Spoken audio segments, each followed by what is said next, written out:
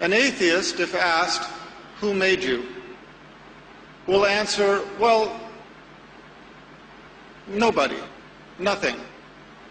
We, as a creation, are the result of the Big Bang, which brought the universe into existence, and we are the result of evolution, which brought life into existence and the diversity of life as we know it. That is the atheist answer. But does that answer make sense? I would submit that it does not, and here is the evidence. To begin with, let's look at the Big Bang. First of all, let's understand that the Islamic religion does not have any problem with the Big Bang. Islamic religion does not deny that the Big Bang happened. The Islamic religion, however, teaches that the Big Bang was under the control of the Creator. Now, which makes more sense? For us to believe that it was a random event, or that it was under the control of the Creator? To begin with, the Big Bang did not start with the explosion. The Big Bang started long before. Before the explosion, there was a primordial dust cloud, a dust cloud in the nothingness of space, which drew together as a massive hyperdense core of mass and energy, and it was that exploded. So, where did this dust cloud come from? Where did the primordial dust, where did the energy come from for this explosion? If there is one thing we know from science, it is that we do not get something from nothing. In the explosion, it was the greatest explosion in the history of our universe. It blew everything outward to the universe as we have it today, which is expanding as we know it. And yet we are to believe that this supposedly random event resulted in the perfection of the universe as we know it, whereas any other explosion results in destruction and chaos. We are to believe that the Big Bang resulted in the perfection of the universe as we know it. This is an example where science contradicts science. What do I mean by that?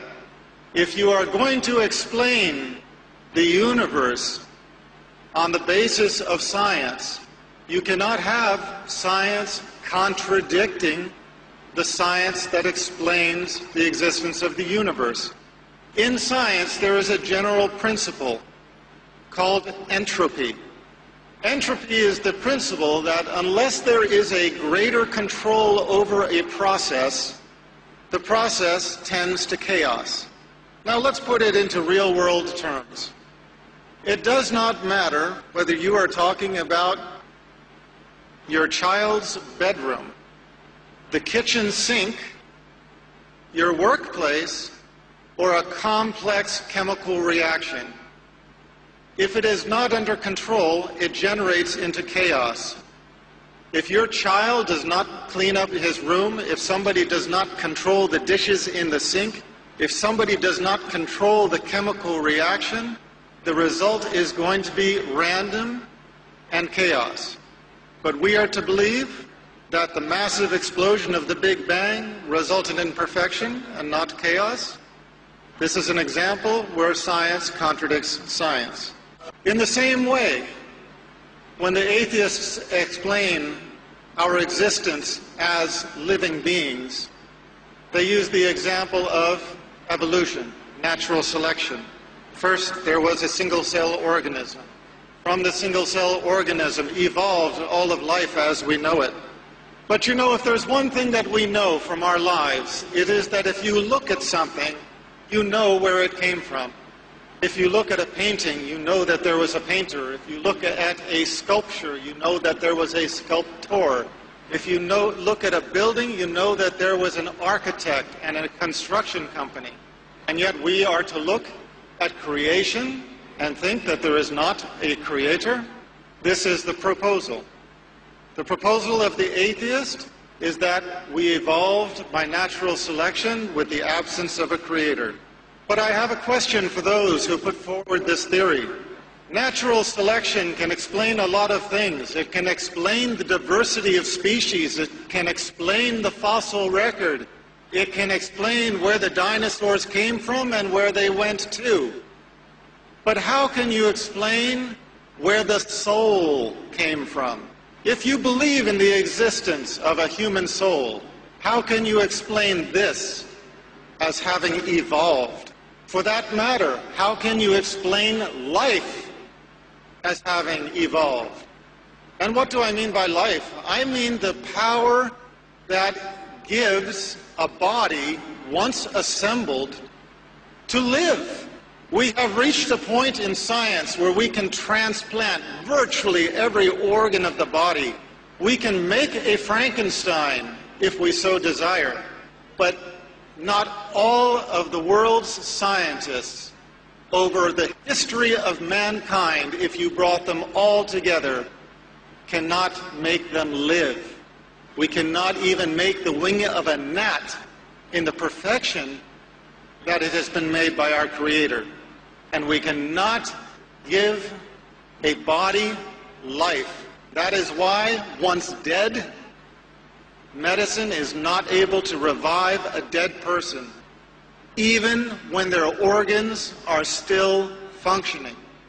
So, the explanation that we developed from natural selection is another example where science contradicts science. We have the example of millions of years of evolution or natural selection, and the proposal is that everything in our existence, if we don't have some control over it to keep it in order, everything degenerates into chaos, except for the Big Bang and except for evolution. Those two things, just by themselves, they tended toward perfection.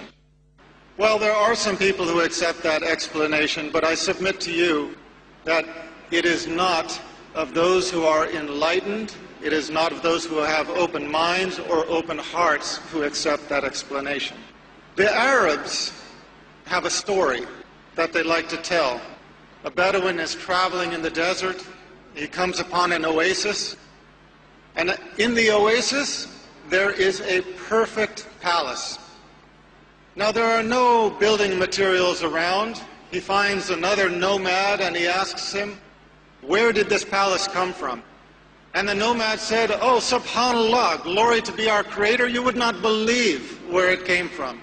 First, the wind blew so hard that it shaped the rocks into perfect cubes with square edges. And it tumbled the rocks over the desert until they all fell together in the shape of this palace, in perfect assortment.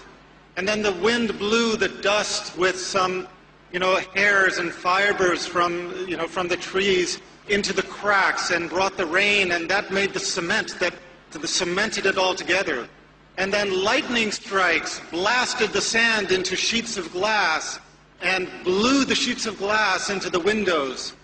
And then the elements took wood from the far corners of the earth and shaped it with the wind and the different force of the elements into furniture and into window trim and doors. And tornadoes and hurricanes carry it here and dropped the doors into the door places, dropped the windows and made the window frames, tumbled the furniture into the rooms.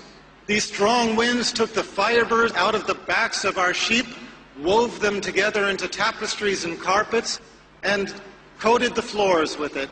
And all of this happened just in this one place on earth to make this perfect palace. When we begin thinking about it, we cannot help but roll our eyes and realize, come on, this guy is crazy. This is impossible. And yet what we are told to believe is that the Big Bang and natural selection, through the two most climactic events in the history of creation, accomplished something even greater than this.